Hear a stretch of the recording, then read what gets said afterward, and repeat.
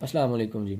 Saboor Ahmed here with some general guidance to for the CAF students जिन्होंने qualifying attempt नहीं दी, जिन्होंने पहली attempt दी है, दूसरी अटैम्प्ट दी है अपनी, उनके लिए ये एक वॉइस नोट है, कुछ थोड़ा सा वॉइस नोट है उनके लिए जनरल सम गाइडलाइंस। देखें, जिन्होंने क्वालिफाइंग अटैम्प्ट दी है उनके लिए रेलिवेंट नहीं है, उनके लिए इररेलेवेंट है। ये सिर्फ उन लोगों के लिए जिन्होंने पहली अभी अटैम्प्ट दी अपनी कैफ की या दूसरी दी है। ये जिस तरह भी आप अभी कैफ के स्टूडेंट हैं, अभी आपने एक और अटैम्प्ट देनी है कैफ की, या उनके लिए देखें कुछ स्कीम में चेंजेस आई हैं। सबसे पहले तो हम ग्रुपिंग की बात कर लेते हैं कि ग्रुप ए और ग्रुप बी बना दिया है। जब तक आपके ग्रुप ए के 2 पेपर पास नहीं होंगे, आप ग्रुप बी का पेपर नहीं उठा सकते। ग्रुपिंग सिर्फ उन लोगों पे एप्लीकेबल है जिन्होंने ये जो मार्च अटैम्प्ट अभी दी है, ये उनकी फर्स्ट अटैम्प्ट थी। ये उनकी अगर फर्स्ट अटैम्प्ट थी कैफ की, तो उन पे ग्रुपिंग एप्लीकेबल है फॉर द नेक्स्ट अटैम्प्ट। उन्होंने तब ही ग्रुप बी के पेपर अटैम्प्ट करने हैं अगर उनके ग्रुप ए के 2 पेपर पास हैं। उन लोगों पे ये ग्रुपिंग एप्लीकेबल नहीं है जिन्होंने ये जो अटैम्प्ट गुजरी है मार्च 2022, इससे पहले भी एक दफ़ा वो कैफ में अपेयर हो चुके हैं। उन पे ग्रुपिंग एप्लीकेबल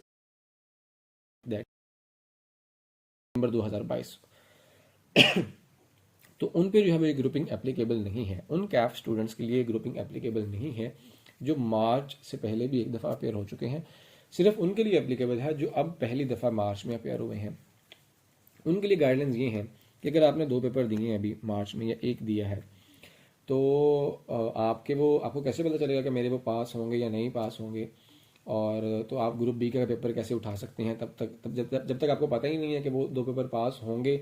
अगर वो पास होंगे तो ही आप ग्रुप बी का पेपर अटैम्प्ट कर सकोगे। अगर आपको पता ही नहीं कि वो पास होंगे या नहीं होंगे रिजल्ट तक, तो आप कैसे उठाएंगे? उनके लिए जनरल गाइडलाइंस ये है कि देखिए, आपने 2 पेपर दिए हैं, जो बाकी 2 पेपर हैं इस ग्रुप के वो आप उठा लें, साथ तीसरे ग्रुप का जो है वो सीलॉ भी उठा लें साथ, ठीक है।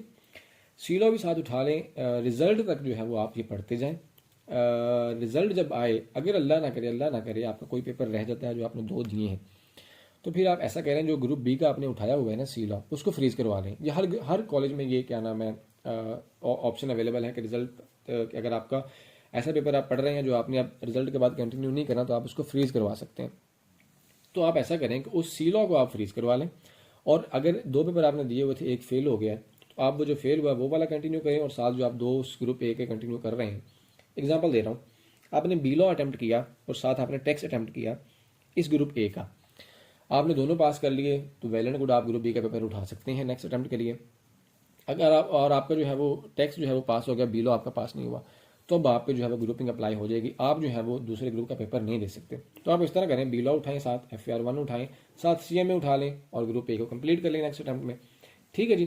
तो ये गाइडलाइंस हैं उन लोगों के लिए जिन पे ग्रुपिंग एप्लीकेबल हो रही है। ये उन पे एप्लीकेबल हो रही है जो इस टाइम फर्स्ट दफ़ा अपेयर हुए हैं मार्च 2022 में उन्होंने ग्रुपिंग का बहुत ख्याल रखना है। और अगर आपने एक बीरा पेपर दिया है, तो मेरी सजेशन यही है कि आप जो इस ग्रुप के बाकी 3 पेपर हैं FAR 1, टैक्स और CMA, वही उठाएं, वही 3 दें, ठीक है।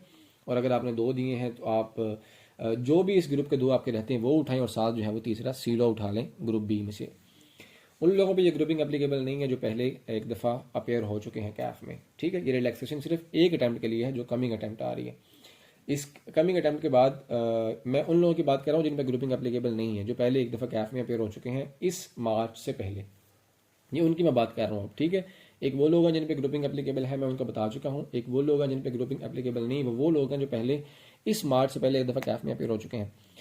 तो मेरे भाइयों और उनके बहनों, ये रिलैक्सेशन सिर्फ एक अटैम्प्ट के लिए आपके लिए। अगर आपने इस अटैम्प्ट में पेपर पास कर लिए, तो आप पे जो है वो फिर ग्रुपिंग जो है वो एप्लीकेबल नहीं होगी अगली अटैम्प्ट्स के लिए भी। एक और चीज़ है कि आपने मिनिमम पेपर्स की रिस्ट्रिक्शन लगाई हुई है कैप ने। तो मेरे भाइयों और उनके बहनों, मिनिमम जो 3 पेपर्स हैं वो आप सब ने देने, चाहे आप न्यू स्टूडेंट्स हैं, आप ओल्ड स्टूडेंट्स हैं, आप सब पे जो है वो एप्लीकेबल है वो मिनिमम 3 पेपर्स की रिक्वायरमेंट। ये मतलब नहीं कि आपने 3 पेपर की फीस दे दी और आप जो है वो 2 में जाके अपेयर हो गए, ठीक है। वो जो एक फ्रिक्वेंटली आस्क्ड क्वेश्चन में उन्होंने लिखा हुआ है ना कि बाकी का जो रिजल्ट है वो भी आपका ख़राब कर देंगे वो लोग। 3 पेपर का मतलब ये है कि आपने फीस भी देनी है और जाके आपने उस पेपर को अटेम्प्ट भी करना है, उसमें आपने अपेयर होना भी लाजमी है। तो 3 से कम तो आप पेपर नहीं दे सकते।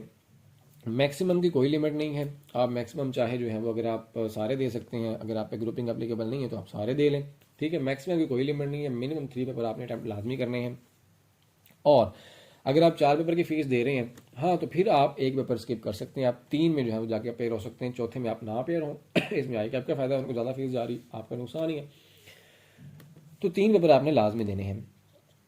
तो मैंने आपको बता भी दिया है कि जो जिन्होंने इस तरह से पेपर दिए हैं वो ये वाला कॉम्बिनेशन पिक कर लें, जिन्होंने 2 दिए हैं वो 2 इस ग्रुप के और एक नेक्स्ट ग्रुप का जो है वो उठा सकते हैं। जो जिन पे ग्रुपिंग एप्लीकेबल नहीं है वो तो कोई भी उठा सकते हैं, उनकी अपनी मर्जी है, वो देख लें जिस तरह से। एक चीज़ ये है कि MFA को कॉस्ट पढ़े बिना मत उठाइएगा। MFA जो है वो कॉस्ट को पढ़े बिना मत उठाइएगा, पहले कॉस्ट पढ़ लीजिएगा। FAR 2 को FAR 1 पढ़े बिना मत उठाइएगा, पहले FAR 1 पढ़ लीजिएगा, ठीक है। तो ये एक चीज़ें थी वो मैं आपको बता देता हूँ। बाकी जो है वो आप पेपर जो है वो स्वैप कर सकते हैं। ये 2 पेपर जो है MFA कॉस्ट पढ़े बिना मत उठाइएगा, FAR 2 FAR 1 पढ़े बिना मत उठाइएगा। ये एक जनरल गाइडलाइंस है। उसके अलावा अभी अभी आपके पेपर हुए हैं, अब आपने करना ये है कि आप जो है वो 1-2 हफ्ते रिलैक्स करें, चिल करें, अपना एडमिशन करवा लें। क्लासेस भी जो है वो मोस्टली अप्रैल के स्टार्ट में स्टार्ट हो रही होंगी। अभी जो है वो आपके जो पेंडिंग प्लान्स थे, आपके जो है कहीं आउटिंग पे जाना है, कोई मूवी शूवीज आपने देखनी है, कुछ फैमिली प्लानिंग्स हैं आपकी, आपने फैमिली को टाइम देना है या फैमिली के साथ आउटिंग पे जाना है, अपने वो प्लान एग्जीक्यूट करें, ठीक है। अपने माइंड को रिलैक्स करें। जो आपने 1-2 महीने जो है वो डिप्रेशन में या जिस तरह एंग्जाइटी में या जिस तरह भी आपने गुजारे हैं, उसको रिलैक्स करने के लिए थोड़ा आउटिंग करें, बाहर जाएं, दोस्तों के साथ घूमें फिरें, ठीक है। अपना ख्याल रखें, घर वालों का ख्याल रखें, माँ बाप को टाइम दें, उनके पास बैठें, मोबाइल की लानत से थोड़ा सा दूर रहें, ठीक है। और माँ बाप को टाइम दें रादर देन कि आप जो है वो सारा दिन मोबाइल पे लगे रहें। माँ बाप के साथ भी बैठेंगे तो आपको पता लगेगा यार ये भी अच्छे लोग हैं, ठीक है। उनकी दुआएं लें, उनके पास बैठें। और टीचर्स आप जो है वो डिफरेंट कॉलेजेस में बहुत अच्छे अच्छे टीचर्स हैं वो चूज़ करें, ठीक है, वाइजली चूज़ करें। ऐसा डिसीजन मत लें कि बाद में जो है आपको रिग्रेट करना पड़े।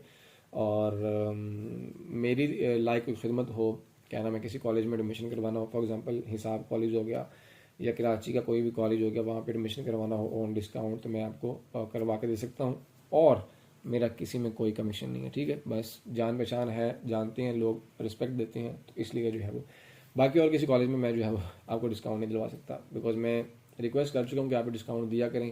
जैसे पैक हो गया वो नहीं ज़्यादा डिस्काउंट देते, वो 2000-3000 देते हैं, इससे ज़्यादा वो नहीं देते। उसके अलावा क्रिस्म कॉलेज है वो नया नया ओपन हुआ, वो तो उनकी फ़ीस जो है वो समझते हैं कि बहुत मुनासिब है, इससे ज़्यादा हम डिस्काउंट नहीं दे सकते।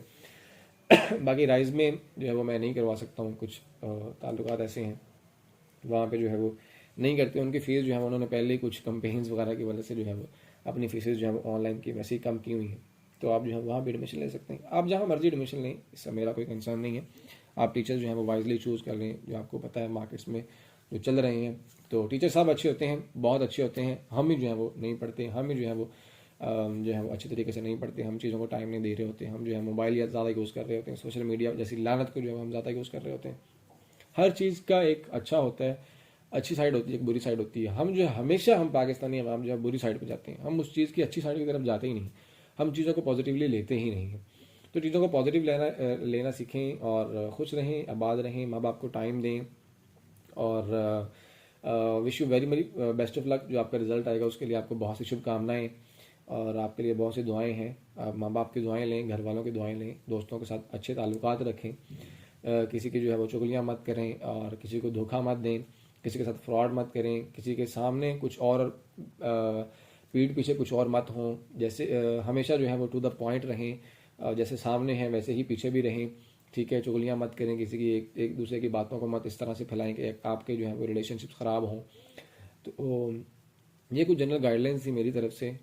खुश रहिएगा, आबाद रहिएगा। आपका जो है वो ज़हनी सुकून बहुत इंपॉर्टेंट है। 1-2 हफ्ते जो है वो सुकून दें अपने आप को, घर जाएं, छुट्टियां गुजारें, चिल हों, रिलैक्स करें, मूवीज़ देखें या कोई क्या नाम है, मैं करता होता हूँ क्या नाम है, इस फ्री टाइम में आप जो है कोई कुरान का कोर्स देख लें, कुरान की ट्रांसलेशन देख लें, कोई तफसीर देख लें। इस तरह की चीज़ें जो हमें अप्रिशिएट की जाती हैं आपके फ्री टाइम में, ताकि आपको इससे जहनी सुकून जो है वो ज़्यादा मिलेगा। खुश रहें जी, आबाद रहें, सबूर अहमद को अपनी दुआ में याद रखें। आपका बहुत शुक्रिया।